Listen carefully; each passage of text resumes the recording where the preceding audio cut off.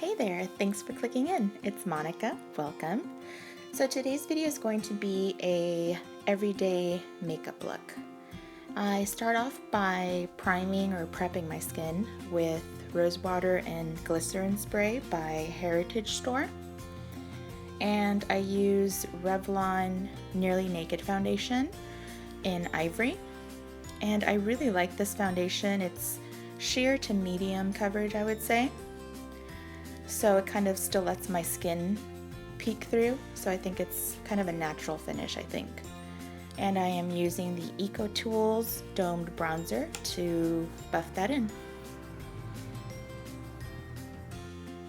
Something else I wanted to share about the foundation is that it gets better the longer you have it on. I don't know how, but it does, and I really like it. And just using the foundation to touch up a couple of breakouts I have on my jaw there. And pressing it in. Now I am using Maybelline Cover Stick, and this is a corrector in yellow. And it seems to work just by itself. So that's what I'm applying. Nice and quick and easy.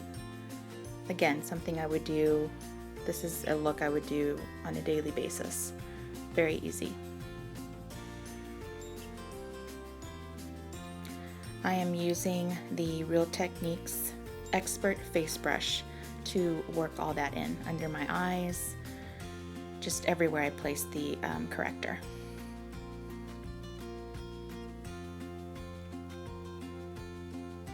And usually I would say you're not supposed to use corrector just by itself. You're supposed to put something over it, but it actually works well with my skin tone. So now I'm going to powder my under eye with Ben Nye Neutral Set Powder, and it's a translucent powder or colorless face powder, and I am using the Sigma F86 Tapered Kabuki to do a little bit of baking. And baking might sound a bit much for an everyday look, but I think it's worth it because it will save you from reapplying powder or blotting throughout the day. It really helps to prevent that, and I have very oily skin, so it does help that a lot. And of course I'm patting out any creases that are in the concealer or corrector, so I don't seal those in with the bake. And now I'm using the Ben Nye Cameo powder, which has got a little bit of color compared to the colorless powder. Not much, but it does make a difference. So I use that on the rest of my face. I'm going to bake right around my nose, as you're going to see, which helps because otherwise I get like a bit of like a line of product right in there, but if I bake, it kind of like sets it and smooths that little crevice on either side of my nose.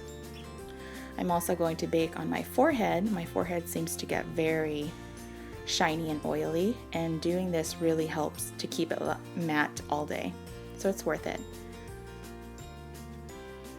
Now whatever is left of both powders, I dump the cap onto the Real Techniques powder brush, and then I tap that into the brush, shake off the excess, and now just buff it into the rest of my face.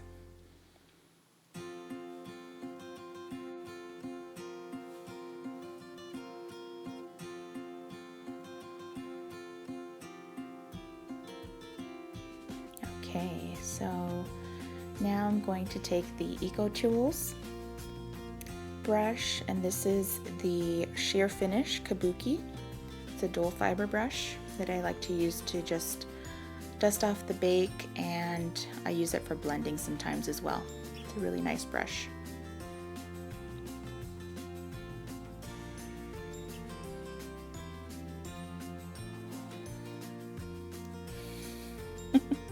I'm listening to reggaeton music, by the way, in case you're wondering. Okay, so next I'm going to do my brows. I keep it really simple. I use the Maybelline Brow Define and Fill Duo in deep brown, and I really like it because it's a cool brown or a grayish kind of a brown, And it has the powder on one side, which is supposed to be really neat, and it is, but I just can't get into it. But the pencil is just a really nice color and really easy to work with. So that's what I'm doing there. And then just using a spoolie by Sonia Kashuk to just brush that out and soften it up a little bit.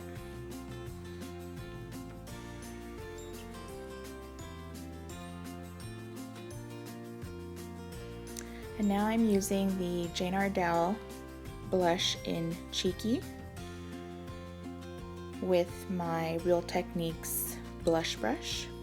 And I'm just applying that all through the apples of my cheeks, my cheekbones, and even close to my temple. And this blush is very expensive, and I personally don't think it's worth it. I keep using it to wait for it to wow me, but it's not. I'm just pretty much using it because I have it, not because I love it. But anyway.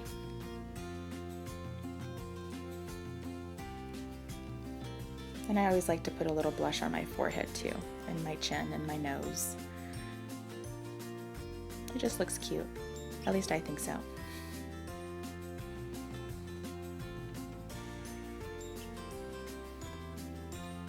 And now the Lorac palette, the Lorac Pro palette, excuse me.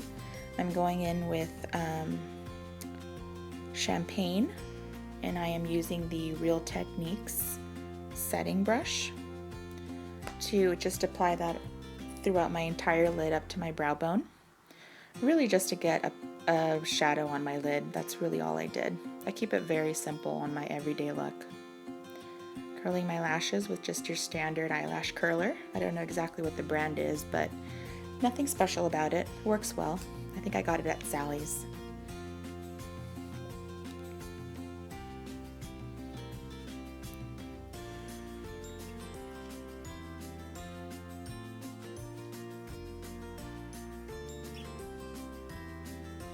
And now I'm using Maybelline's the Mega Plush Volume Express in waterproof,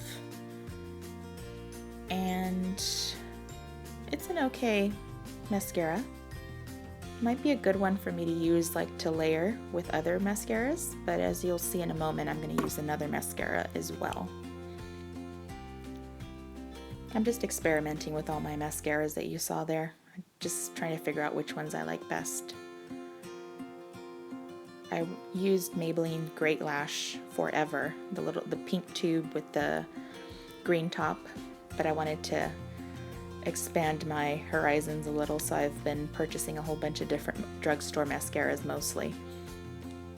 And so far I haven't been really wowed by any of them, except for this next one I'm going to use. I think is so far still is my favorite of the ones I'm using at the moment.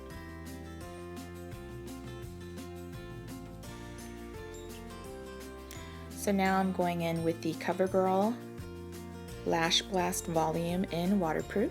And I use waterproof because, as you saw, I curled my lashes, and the only mascaras that I've ever found that hold the curl are waterproof formulas. So I always use waterproof. Every once in a while I'll try one that isn't waterproof. For example, the Benefit Roller Lash, I think. It's supposed to curl your lashes. It doesn't. So this one I'm really liking. It just distributes a lot a lot of product and separates the lashes. It's nice and dark. It's a little more wet than the other one I just used. It's just a really good mascara. Next, for the lips, I'm using Wet n Wild Mega Slicks Balm Stain Moisturizing Lip Color in Pinky Swear, or excuse me, Pinky Promise. Same thing. And I'm going in with another blush by Wet n Wild, and this one's Heather Silk, because the Jane Iredale just wasn't doing it for me. So I just went in with this one just on the apples of my cheeks. By the way, these blushes are superbly, extremely pigmented, so a little bit goes a long way. and I'm using a finishing spray, e.l.f. Makeup Mist and Set Spray. Works really nice, just to set everything into place.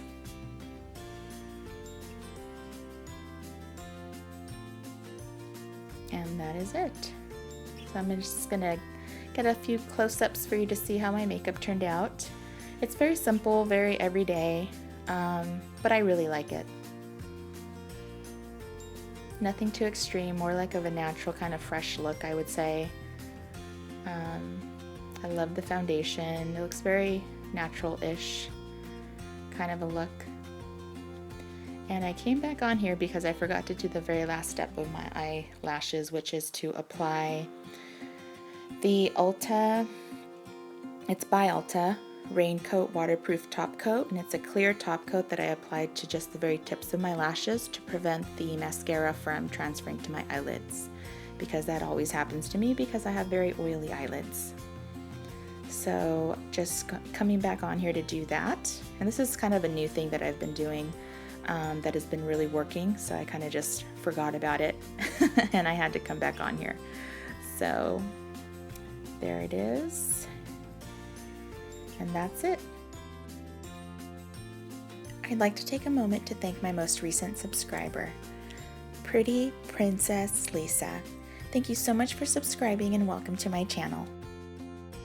If you haven't already and you'd like to, remember to subscribe to keep up with my videos and for a mention in my next video. Best wishes, lots of love. See you next time. Bye.